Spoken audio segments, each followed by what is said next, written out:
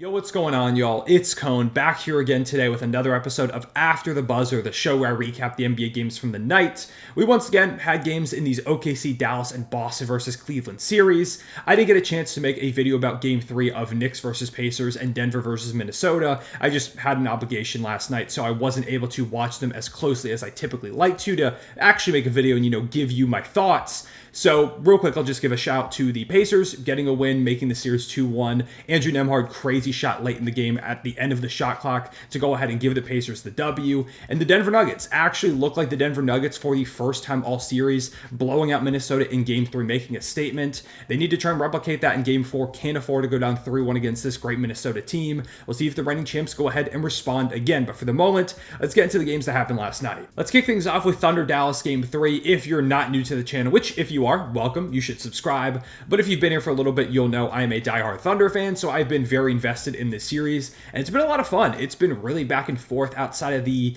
end of the fourth quarter in Game 1. This has been a really close matchup. Not many big leads. The biggest lead in this game was 10 by the Thunder, and the Mavericks' biggest lead was 9, so nobody really pulled away in a big way. Anytime a team went up by a lot, the other squad made a run. A lot of back and forth, 14 lead changes. It was a great game. The Mavericks came out really hot to start things off, like in Game 2. Couldn't miss from the outside. The Thunder battled back a little bit, started to hit some of their shots. Shai really started to get going, and in the third quarter, Thunder went crazy out the gate, built up a 10-point lead. Mavericks immediately responded with a 16-0 run, grabbing a lead that they would hold on to the rest of the game. They did not let the Thunder go ahead and get back in front. It was really close for a while, and towards the end of the game, there were a couple moments where the Thunder had a chance to tie but couldn't quite execute, and the Mavericks hit enough timely shots. The defense really stepped up for them, and they went ahead and got the win, moving up 2-1, heading into Game 4 that is again in Dallas. It's a great spot for them to be in, and they've really responded after Game 1. Unlike last game where Kyrie Irving wasn't a big scoring factor, in this one, he was extremely important. 22 points, 5 rebounds, 7 assists, 10 of 17 shooting. Had this crazy stretch towards the end of the game where J-Dub, Jalen Williams, is guarding him, and he's playing some fantastic defense, like literally perfect against almost anybody. But Kyrie's one of those guys that can just hit shots over anybody. He was getting these crazy buckets to fall, really helping the Mavericks kind of pull away and stave off any Thunder comeback. Kyrie was incredible. He's been so good for this Mavericks team over the past year. And Luka finally has a consistent running mate, because Luka continues to look banged up, wasn't his best in this game. He did still have 22 points, 15 boards, 5 dimes, 2 steals. And one of the most important things was I felt like Luka held his own decently defensively in this game, and also just the gravity that he brings to the table, the fact that you have to worry about him, his ability to break down the defense for switches, and even if he doesn't get the direct assist, get into the paint, kick out to someone who's going to swing it over, just cause those defensive breakdowns. That's Luka's big talent, and he did that again at a very high level in this game. He continues to impact winning continuously. Even if he's not scoring, he's still playmaking, and he's still finding a way to keep his teammates involved as the center of this offense. Then probably the biggest factor as to why the Mavericks are up 2-1 right now is PJ Washington. Coming into this series, they were going to need some role players to step up, and it wasn't a great night from Derrick Jones Jr., just 1 of 10 shooting. Daniel Gafford, not his best night, specifically because he dealt with a number of injuries here and there. He was in and out of the game, only played 19 minutes. Like Derek Lively was just 2 of 7 from the floor, 1 of 3 from Josh Green, 3 of 9 from Tim Hardaway.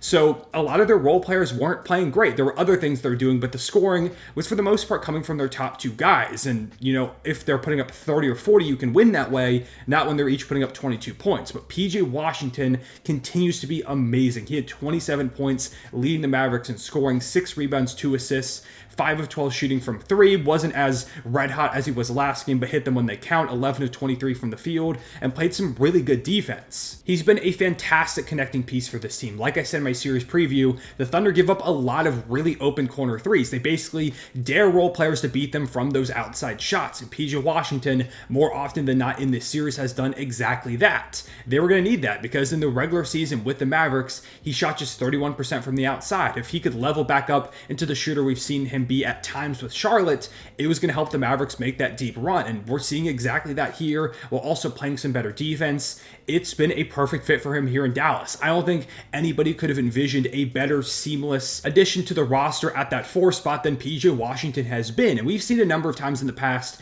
where role players have left pretty bad teams and they end up becoming so much more valuable on winning squads. We saw it with Aaron Gordon for the Denver Nuggets. That's like one of the peak examples of it, where Aaron Gordon had these good moments, moments he was one of the higher picks, but never became like a star or anything like that. He was just pretty good in his role, and then you put him in a winning spot, and all of a sudden he's an X factor to a high-level team. PJ Washington is having that same effect. It's another example, like with a guy with Andrew Wiggins, obviously not playing as great now, but what he did for that championship run with the Warriors, we saw how he molded his game. PJ has really stepped up into this role, and there are still those times where he tacks off the dribble, he finishes plays on the inside, but has just been this knockdown shooter from the outside who has defended at a high level, gave them some physicality, some size, grabbed a couple offensive rebounds in this game. One of the other big reasons why Dallas won was they destroyed the Thunder in the offensive rebounding game, 15 offensive boards to just 6, at the end. The Thunder got a few for the Oklahoma City Thunder. You're not going to win very often playing that way. You can't give the Mavericks that many second chances, and they had to go small a couple of times in this game. Like at one point, the Thunder were hacking Derek Lively, who, credit to him, he hit 4 straight free throws while they were doing that, but there's one point where he was kind of missing, so they took him out, put PJ at the 5 going small ball, and he was able to hold his own in that spot. He's been really, really good for the Dallas Mavericks. Huge shout to PJ Washington, and Derrick Jones Jr. playing some good defense, even though the shooting wasn't great. Josh Green, again, didn't knock down a lot of shots in this game, but I felt like he's been good overall in the series. They've had guys step up, and they've been pretty consistent, even though Luka isn't quite himself. He's not the usual nearly 30-point per game triple-double guy that he's been throughout the regular season, that he was most other playoff runs. Like this, statistically, has been one of Luka's weaker playoff runs overall on an individual basis, but because the supporting cast for Luka is better than it's probably ever been, the Mavericks have still been successful, and that, a lot of credit goes to the Mavericks front office. The way that they've built this team up, they've made the right moves, they've made decisions that not a lot of people have loved. Like I know a lot of people didn't love the Kyrie Irving trade, thinking, is it good to go ahead and get another guard when you could like try and get him a big or a wing, or someone who doesn't play the same type of shot creator role that Luka does, although of course getting a great second option was always something that they had to do at some point. There were some criticisms. It didn't look great at the end of last year's season where they ended up missing the play-in entirely, and now they step up here and they're able to make it happen against the number 1 overall seed in the Western Conference. They're up 2-1, again, game 4 at home. The Mavericks are in a really good spot. I'm excited to see how the Thunder respond. Of course, as a Thunder fan, not the result I was hoping for, but I gotta appreciate when a team is going ahead and making things happen. The Mavericks have been really impressive, and with the Western Conference feeling pretty wide open, the NBA as a whole, maybe the Mavericks are the dark horse team that a lot of people picked them to be. A lot of people I know picked them to not only win this series, but picked them to win the Western Conference, and I even saw some people pick them to win the finals. Boston is going to be a tough team to beat for anybody who comes out of the West, but I do think the Mavericks have shown an ability to step up in these moments, especially if Luka can kind of get right. I'm not sure if he's going to be able to be honest, in this run, because it's just game after game after game, and teams are only going to get more and more physical. Like, say the Mavericks win this series and they end up playing the Timberwolves in the next round, going up against like Jaden McDaniels and have Rudy Gobert down low, and you've got Anthony Edwards.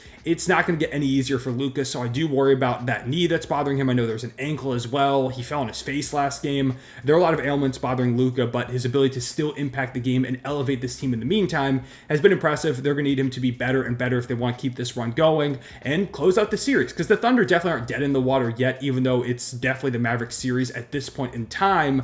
Again, like I said, I'm excited to see how they respond. One guy who really stepped up in this game was Shai. He went out there and had 31 points, 10 boards, 6 assists, a steal, 5 blocks. He was 4 steals away from a 5x5 30-point game in the playoffs.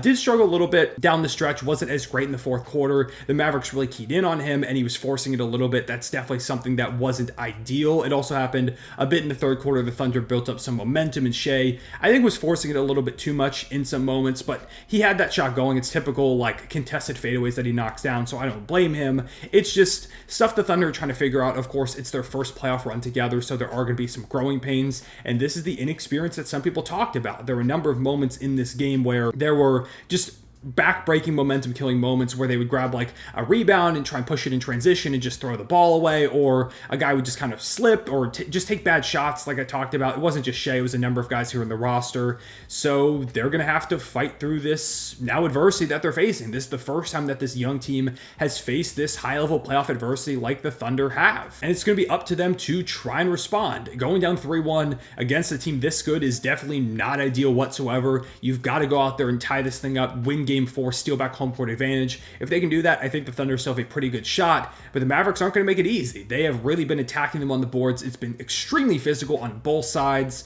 Jalen Williams, 7 of 12 shooting in this game, 16 points, 6 rebounds, 8 assists. A couple really rough turnovers here and there. Also left the game at one point due to an ankle injury, but came back out, said he's fine post-game, although was grimacing a little bit at moments in this game as well. Isaiah Joe, huge shots from him, 13 points, 3 of 4 from the outside. Lou Dort, great defense on Luka as usual, but just 2 of 7 from 3.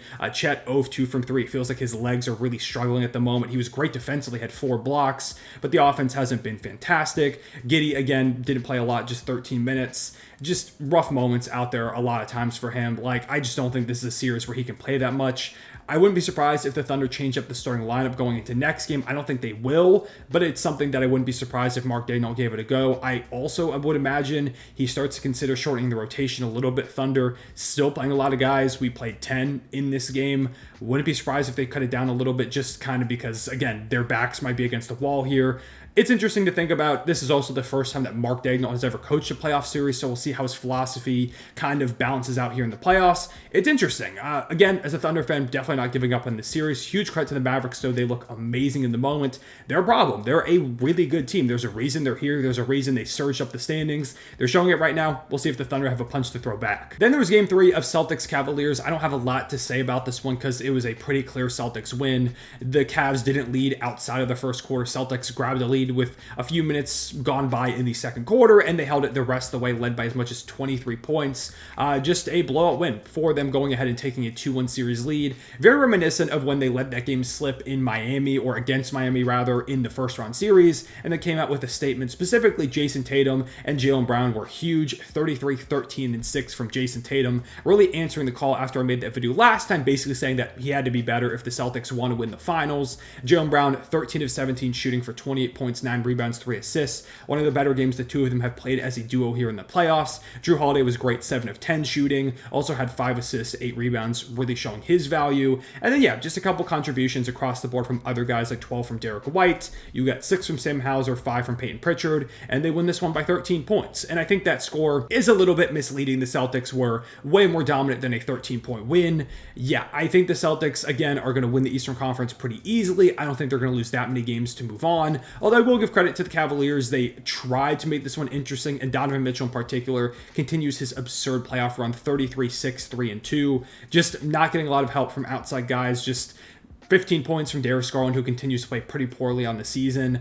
They got Dean Wade back. That was cool, but only 5 points from him. Still no Jared Allen dealing with that rib injury. Who knows if we see him again here in the playoffs, especially if this series ends in 5. Like, I feel like it probably will if I had to go ahead and make a prediction. But yeah, credit to Donovan Mitchell. He's doing his best. He's trying to will them to a victory, trying to lead them to an insane upset of the Celtics. They're just not getting enough from the supporting guys. But yeah, with all that being said, those are my thoughts on these games. Let me know down below in the comments what your takeaways were. Who do you have winning each of these series? How many games do you think the Thunder Cavaliers have a punch to throw back? Or is it just going to be too little too late for those squads? I appreciate you watching. Leave a like and subscribe if you enjoyed. Hit the notification bell so you don't miss out on future videos. I'll see y'all later. Real one, say it back.